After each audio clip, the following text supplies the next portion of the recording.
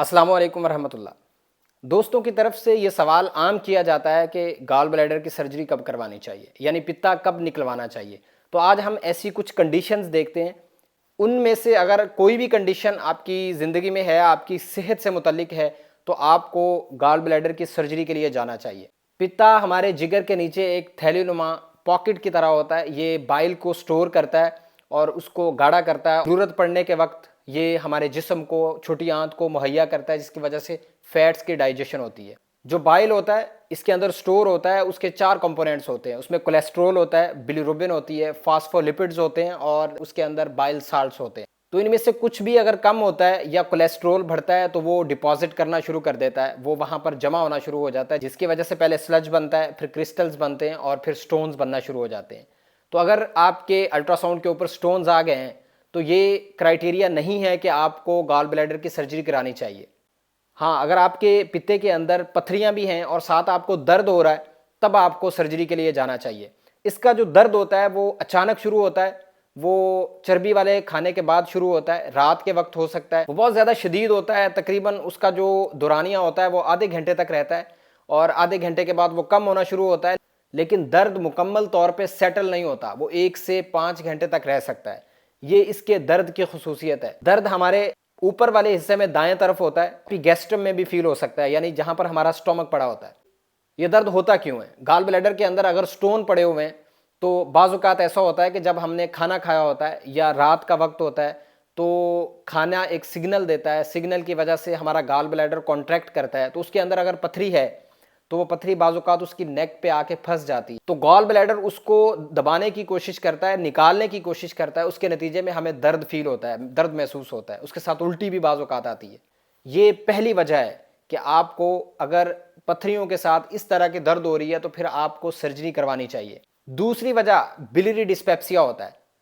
ऐसे मरीजों को दर्द नहीं होती, पथरियाँ होती हैं, लेकिन साथ में उनको बदहज़मी, गैस का बन जाना, खुराक का मैदे के ऊपर खड़े हो जाना, गोला बन के सर की तरफ चढ़ना, ये अलामतें मरीज़ों की तरफ से बताई जाती हैं।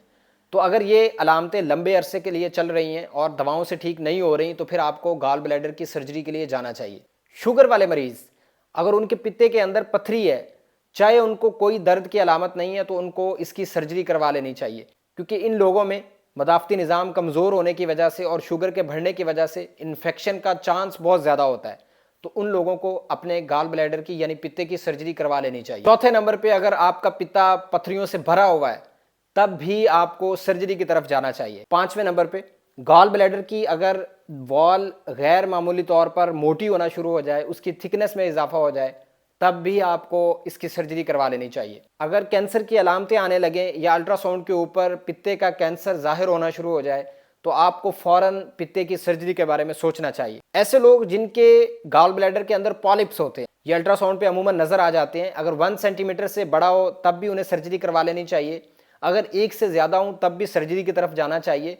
और अगर पॉलिप का साइज़ बढ़ रहा हो, यानी 3 महीने या 6 महीने के बाद अल्ट्रासाउंड कराने पे उसका साइज़ मुसलसल बढ़ रहा हो, तब भी गॉल ब्लैडर की सर्जरी करानी चाहिए।